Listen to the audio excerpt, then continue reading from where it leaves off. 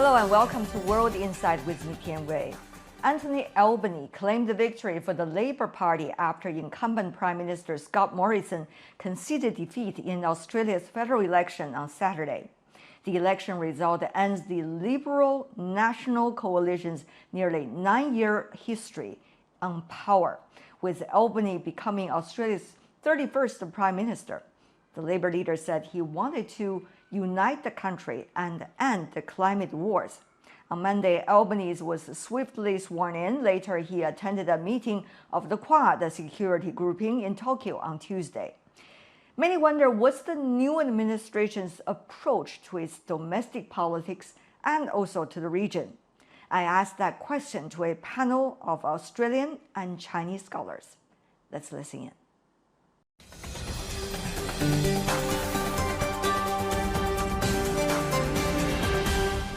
For more on the Australian new Prime Minister and the foreign policy of Australia today, in Sydney, James Lawrenson, Director of Australia-China Relations Institute at the University of Technology, Sydney. In Shanghai, Chen Hong, Director of the Australian Studies Centre at East China Normal University. James and Hong, good to see both of you. Good to be with you. Good to be with you, Wei. Good, James. James, tell me more about your comments. After all, the party coming back into the office after years, what does that mean? What kind of a choice is this by voters in Australia? Well, let me focus my comments on the Australia-China relationship. That's what I spend my days doing. And it's no secret to anyone that the Australia-China official relationship has been bumping along the bottom for several years now. Look, I don't think a new Labor government in Canberra will lead to a reset of the relationship, if what we mean by that is a return to 2015. I think the world's changed too much, and that includes Australia and China. But I do think there is a real possibility for an improved trajectory. It's a reality that Australia's official relationship with China is in a worse state than any other country in the region, and that includes other US allies. So I think if we can put it back on a course of an upward trajectory again, that's a significant development. Also about the earlier question, many are looking at the climate policies the Labour government is looking at before coming into power, and also about so-called a different choice in terms of directions of Australia. How much do you see that is going on?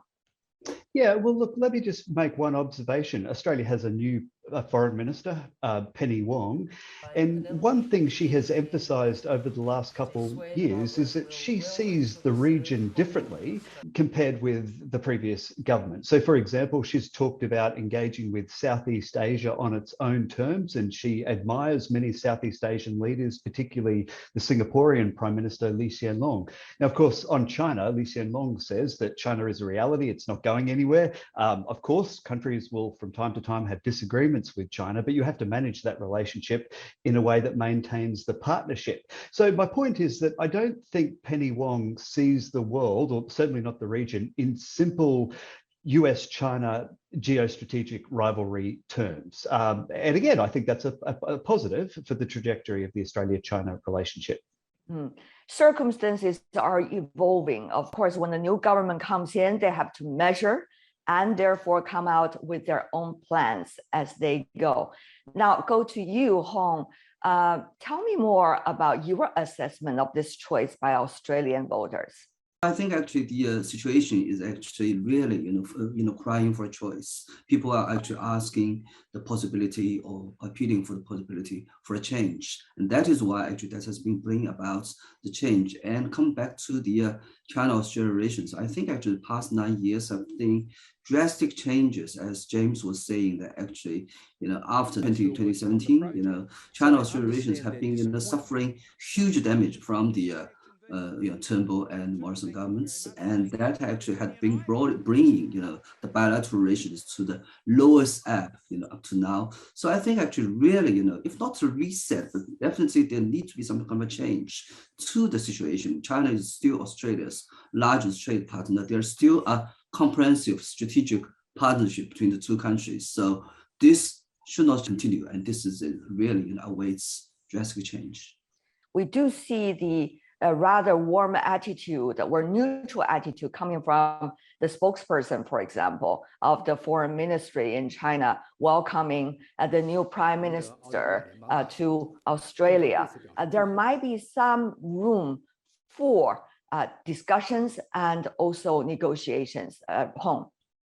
Yes, actually, in fact, Premier Li Keqiang sent a congratulatory message to the new Prime Minister of Australia. I think actually Premier Li's message, he mentioned about this year is actually the 50th anniversary of the establishment of the diplomatic relations between China and Australia. 50 years ago, politicians and also statesmen, overcame, so much, difficulty, to bring the two countries together. And now, at this kind of a new, environment, actually, there's every reason for two countries to bring, the current situation to a better, scenario.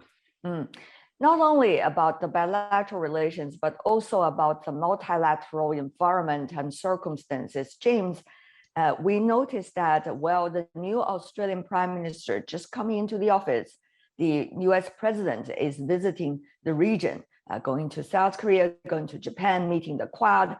How much do you see the new Australian government will have in terms of space of trying to maneuver to maintain partnerships both with China and also with Washington? It's a good question, Wei, and I guess I have a bit of a question back. I mean, the question is how much latitude is China willing to give Australia in managing that balancing act? It's certainly the case that Australia is not going to be walking away from the US alliance, but I think we're all clear on that. But there's plenty of things that Australia and China can do together. Just before you mentioned multilateralism, for example. Well, when it comes to the area of trade, let's be clear that I think Australia and China actually have some great alignment on that issue, actually possibly even more alignment than Australia has with the United States. So certainly, look, as an Australian analyst, I would welcome China taking steps to roll back some of the trade disruption that's been wheeled out over the last 2 years. And I think that will be part, along with better Australian diplomacy, of putting the bilateral relationship back on a more positive trajectory. Hong, your thoughts on the same issue? The Quad summits that is actually right now, taking place in Tokyo is actually, an indication that actually Australia will still, of course, remain in the, Australia-US alliance. That is, there's no doubt about that.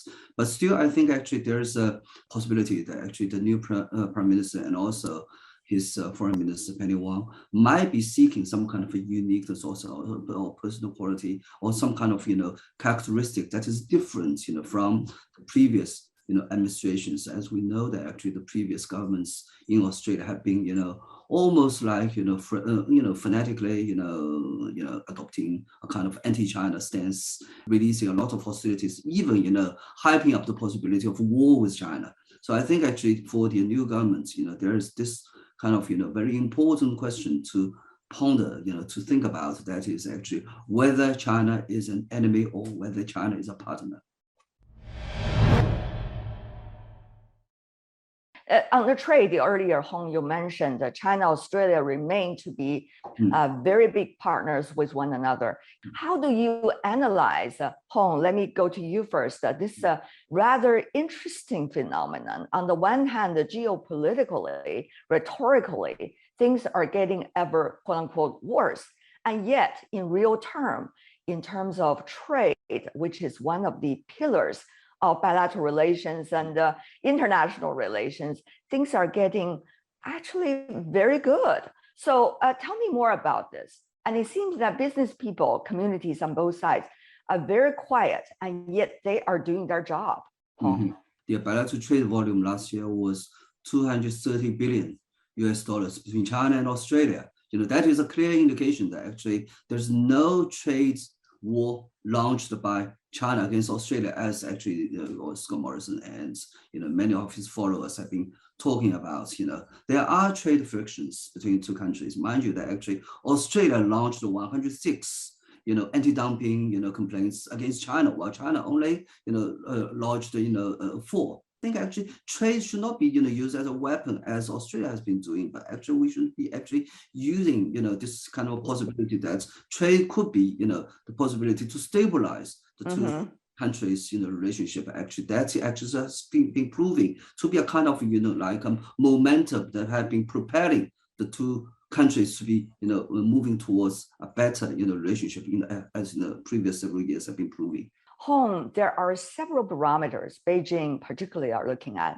For example, comments about Taiwan. Recently, we see the US president's comments, despite the US official policy on the issue of Taiwan, has actually created quite a stir. Hong, how do you see countries' respect for the so-called bottom line, which is a word that China uses a lot, and how do you see that would create a space for real discussion?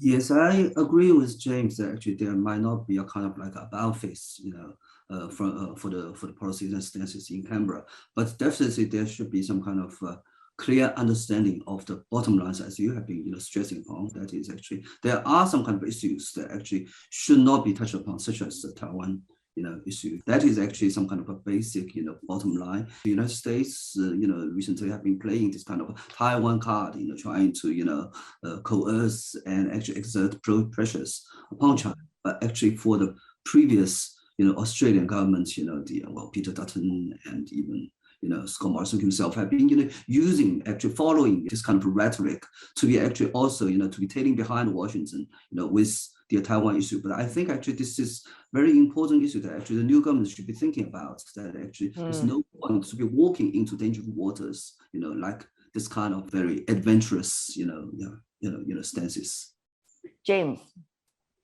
Well, the incoming Labor government has already said that it has no intention to change the Australian government's position on Taiwan, and that position was struck back in 1972. So I think that's something that both sides can take some heart from. So the official policy, I think there will be continuity there, and I think that's good for both sides. James, to you first. What are some of the opportunities, let's say, both sides could create for one another? Let's say from the Australian side for China, and then I'll let Hong to explain from China's side for Australia.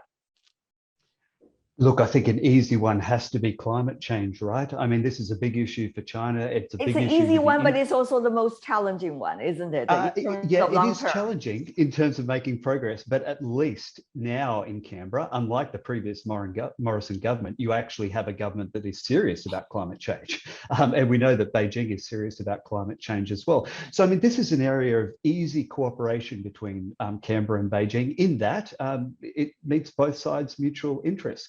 Look, I think trade is the other obvious standout, and I don't just mean bilaterally. I mean that in supporting the multilateral rules-based order around trade as well. We know that both Australia and China continues to support the World Trade Organization, even as the United States takes some pretty destructive actions there. So again, the idea that there should be any trade friction between Australia and China, I think that's a bit of a tragedy, because we know very well, the data tells us that Chinese households and Chinese businesses and Australian households and Australian businesses very much want to get on with the job. So I would hope to see both sides, removing all sorts of disruption to trade, because that's another area where there's an obvious commonality of interests. Climate and trade, that's what James has in mind. Hong, what about you? Well, I think actually China already took the first step, the initiative actually to release, goodwill. That is actually the both the foreign ministry spokesman and also Premier Li Keqiang actually all congratulated Albanese's ascension to the Australian Prime Ministership. That is actually the first step, because actually there's indication that actually China is actually open to possibilities. That is actually the first thing. The second thing is, of course, there's a wide spectrum of possibilities that actually two countries can drop the differences and try to cooperate, such as climate change, such as working together in areas in in locations such as the South Pacific Island countries. Actually, the two countries can, join hands together, to work towards, the possibility of a local, prosperity and stability, rather than to be using this area as an area of contention, as a kind of contestation. So I think actually dropping all kinds of, hostilities and antagonistic, attitude towards each other. This is very important. In particular, I think the ball is in the court of Australia. Both sides are saying the ball's in the court of the others, but also there are behind the scenes efforts being made and communications as well, we hope, from both sides toward a goal that in relations, especially pragmatic relations, can be improved. People have been talking about the realism, so-called, in geopolitics today. One of the most important factors of realism is to bring real benefits to people in the two countries, rather. So I want to thank both of you, gentlemen, for joining us. Congratulations to the new Prime Minister in Australia. We are looking forward to more discussions on the bilateral relations. Hopefully, we will have the opportunities.